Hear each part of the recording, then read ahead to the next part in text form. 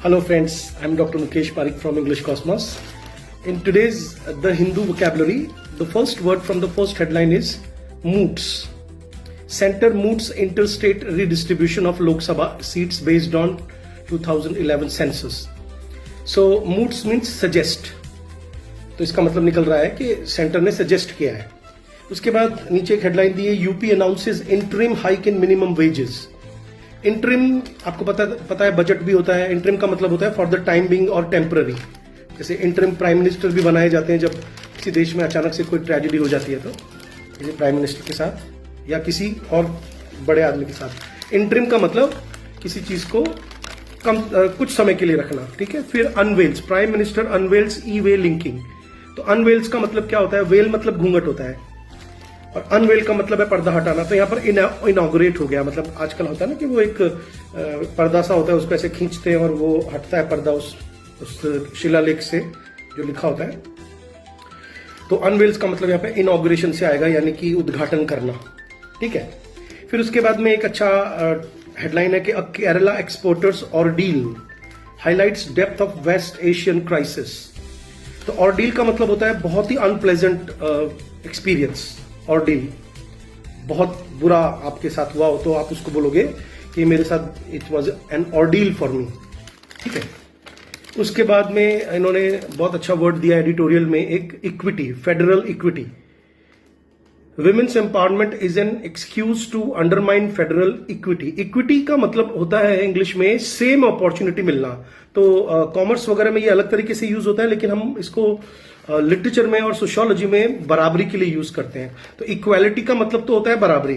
जैसे विमेन और मेन को बराबरी दे रखी है संविधान ने, लेकिन क्या वो वाकई बराबर है? या जो हम रिजर्वेशन की बात करते हैं कि क्यों रिजर्वेशन जरूरी है? क्योंकि समाज में सबको बराबर अपॉर्चुनिटी मिल रही है या नहीं मिल रही है, डिस्पाइट उसका जेंडर हो या उसकी कास्ट हो, क्रीड हो.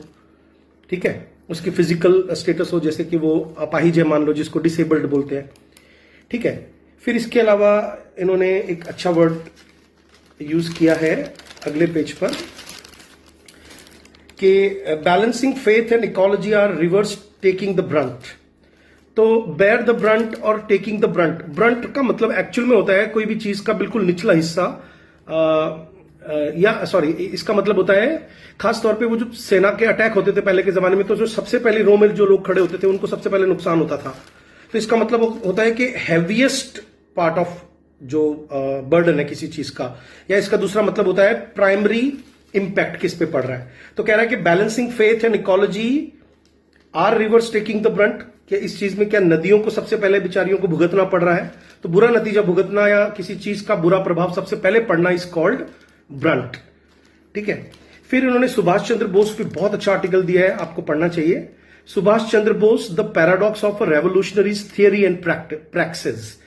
अब थियरी एंड प्रैक्टिस क्या होता है? थियरी होता है कि एक चीज की आपने एक सिद्धांत बना दिया, लेकिन प्रैक्टिस का मतलब होता है उसका एप्लीकेशन क्या है, उसको अप्लाई कहां किया है.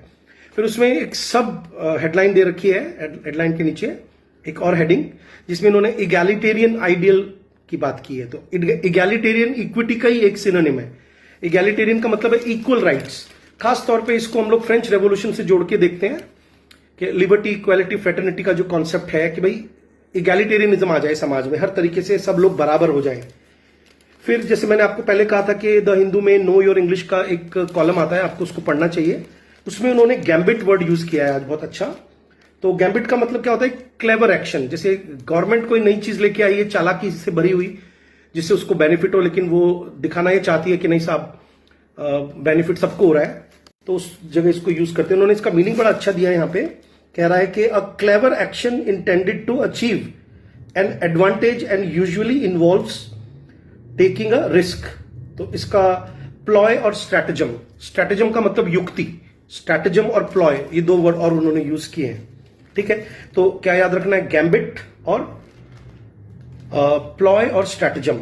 बड़े अच्छे स्टैंडर्ड के वर्ड्स हैं आज की क्लास में, है ना. फिर इन्होंने लियोनार्डो डा विंची के ऊपर, क्योंकि 15 अप्रैल को उनका बर्थडे था, जिन्होंने मोनालिसा पेंटिंग बनाई थी, तो उनका भी एक बहुत अच्छा क्विज दिया है. जो लोग लिटरेचर से रिलेटेड है वो इसको कर सकते हैं. फिर अगले पेज पे उन्होंने एक हेडलाइन में वर्ड यूज किया है स्पीयर हेड.